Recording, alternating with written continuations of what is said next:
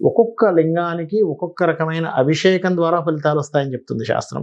ఏమిటది అంటే, ఒకటి, మీకు ఎవరికైనా సంతానం కలగట్లేదు, పసుపు గంధముతో అభిషేకము లేదా పసుపు గంధం కలిపిన నీటితో అభిషేకం చేయొచ్చు. వివాహం అవ్వట్లేదు, మల్లె పువ్వులతో అభిషేకం చేయమని చెప్పింది, చెరుకు రసంతో అభిషేకం చేయమని శాస్త్రం. అదేవిధంగా శివలింగానికి ఇప్పుడు కొంతమందికి చూడండి, మానసిక ఒత్తిడి, మానసిక అశాంతి ఉంటుంది. నీళ్లతో కానీ లేకపోతే పాలతో కానీ పెరుగుతో కానీ అభిషేకం చేయమని చెప్పింది శాస్త్రం. లేదా విభూతితో కూడా చేయొచ్చు. అయితే విభూతితో చేసేటప్పుడు ఏంటంటే మోక్షం కోసం చేస్తారు. ఒకవేళ మీకు శత్రు బాధలు ఎక్కువగా ఉన్నాయి, తెల్లటి వస్త్రాన్ని దాని మీద కప్పి ఆవాలతో అభిషేకం చేయమని చెప్తుంది. డైరెక్ట్ గా చేయకూడదు, శత్రు బాధలు తగ్గుతాయి. అదేవిధంగా వ్యాపార అభివృద్ధి, బిల్వపత్రంతో అభిషేకం,